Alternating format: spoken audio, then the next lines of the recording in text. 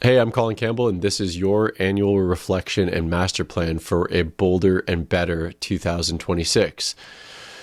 This is predicated on the idea that if I had 6 hours to chop down a tree, I'd used five to sharpen the axe, attributed to Abraham Lincoln. So by taking the time, it's going to take approximately 90 minutes, 60 minutes to 90 minutes. And if you do this, it's going to help you gain a sense of clarity and focus. And this is probably unlike any goal setting exercise you've ever done before. So if you leave your reservations at the door, I promise I'm going to over deliver in any and every way. So the purpose of this meeting is to sharpen your mental axe so that you can create a better future in the area of time and energy, like how congruent you feel with your work or your personal life, your personal health, relationships, money, and miscellaneous, which is a kind of not an ideal term for saying passions and like projects that you care about on the passion front. So this meeting will go no longer than 90 minutes, and you want to get a pen and paper ready because you're going to be taking some notes. Since I am recording this and this isn't live right now, I'm not going to take too much time in the video. And what I recommend is that you pause the video and answer the questions that I asked. There's a series of questions. And please focus. Like, this is your life, so take it seriously. Not that I have to convince you of that, but we're going to review 2025 from now until January 1st of 2025. We're going to review the positive and negative aspects. Then you're going to create an annual letter to self, and there's a whole process around that. So let's start with the 2025 positives. What were the most rewarding and productive uses of your time? Take a moment, pause the video, and answer that question. I'm not going to say this every time. I'll say it probably one more time. But what were the most rewarding and productive uses of your time? Which personal relationships or connections had the most positive impact on your growth? Which personal relationships or connections had the most positive impact on your growth? Which professional relationships or connections had the most positive impact on your growth? Which professional relationships or connections had the most positive impact on your growth? When did you feel most energized and alive? And what action or habit made that true? When did you feel the most energized and alive? And what action or habit made that true? Which environment or space most supported your focus, creativity, and success this year? Which environment or space most supported your focus, creativity, and success this year? What financial decision, strategy, or habit brought you the biggest return or growth this year? What financial decision, strategy, or habit brought you the biggest return or growth this year? What was the most rewarding distinction, revelation, or insight you gained about your hobby/passion life in 2025? What was the most rewarding distinction, revelation, or insight you gained in your hobby/passion life in 2025? And then this macro question, which is, what was the most significant insight or win you were most proud of from 2025? What was the most significant insight or win that you're most proud of from 2025? So then we got a knock at the door, and the knock at the door is a bunch of gremlins. I don't know if you saw this movie, but gremlins are always running amok. Like you might have started your year all rainbows and gummy bears and then ended up with a bunch of dick sandwiches. In other words, like you didn't really meet your expectations in certain areas of your life. And we're going to review those, and these are important to just be aware of. So these are the 2025 negatives. And a reminder before we get into this that compassion is key. You know, like if you feel ashamed or guilty about some behavior that's antiquated and doesn't fit anymore, embrace the feeling. Sometimes the feeling is what you need to let this shit go. This past year, what behavior held you back or kept you stuck? This past year, what behavior held you back or kept you stuck? You might look at the individual area. So like in the area of congruence, were you hanging out with people that you didn't really respect or like, or who don't respect or like you? Were you abusing your health? Were you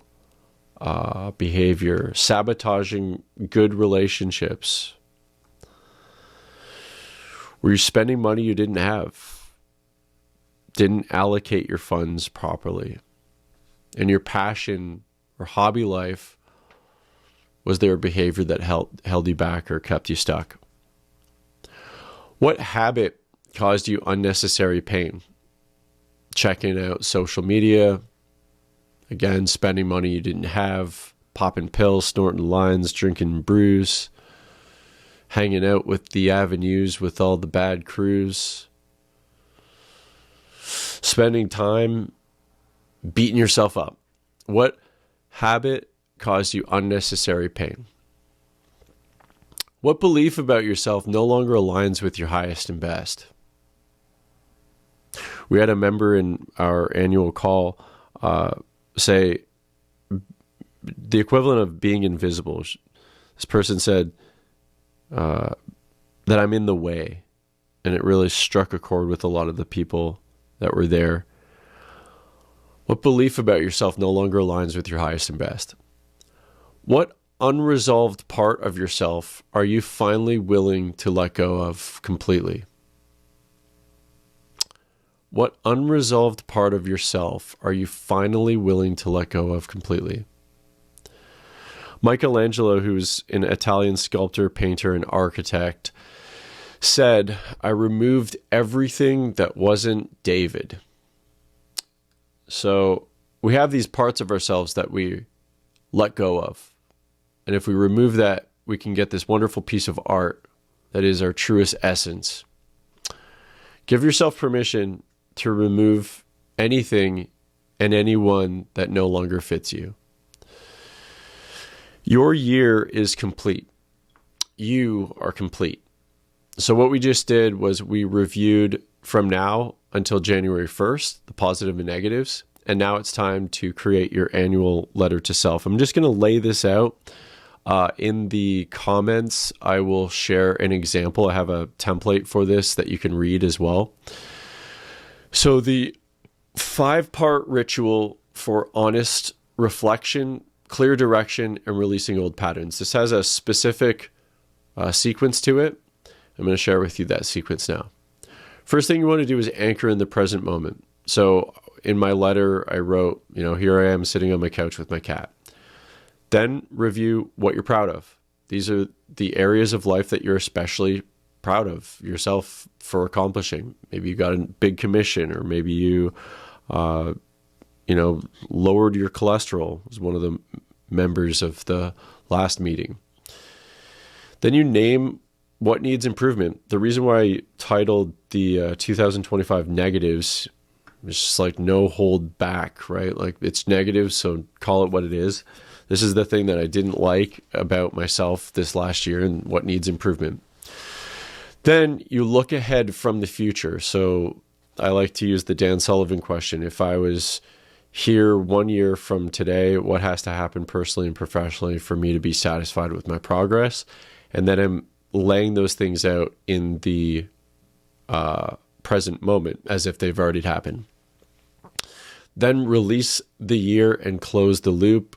I do a prayer. So this isn't, like I said, a traditional goal setting exercise. It's more of letting your year be what it was, looking ahead, and then releasing it all. Anchor in the present moment. So I'll give you an example. Bob Exampleman. So this would be your name. You would insert your name. Dear, for me, it would be Colin. Dear Colin, for you, whatever your name is. I'm writing this on the afternoon of December 29th, or today is whatever it is. I'm sitting at the kitchen table. There's a cup of coffee and the house is quiet. Just kind of explain your environment. Review what you're proud of. When I look back at this year, I'm proud of how I showed up in my work.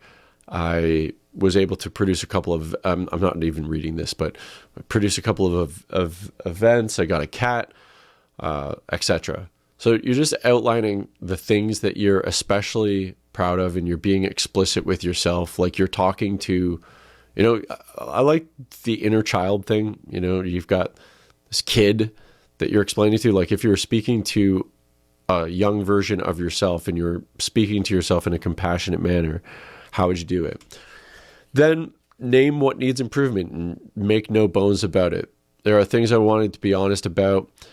I overworked at times when I didn't need to.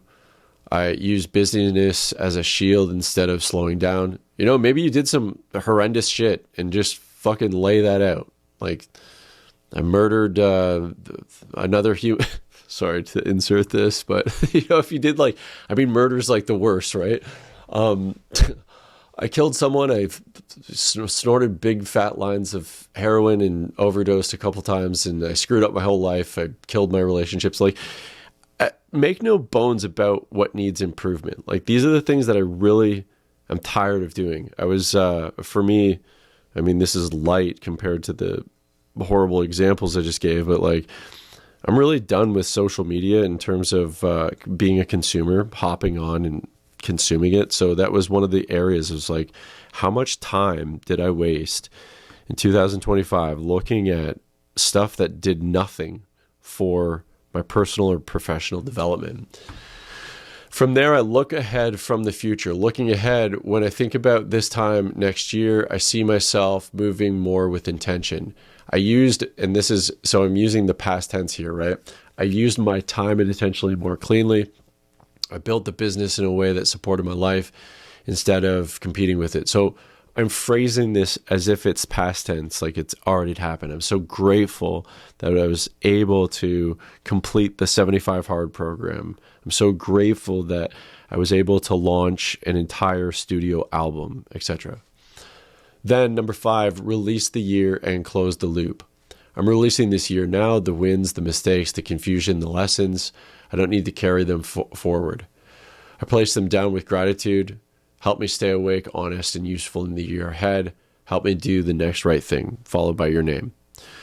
So the process for creating that annual letter to self is, number 1, anchor in the present moment. Review what you're proud of. Name what needs improvement. Look ahead from the future. And release the year and close the loop.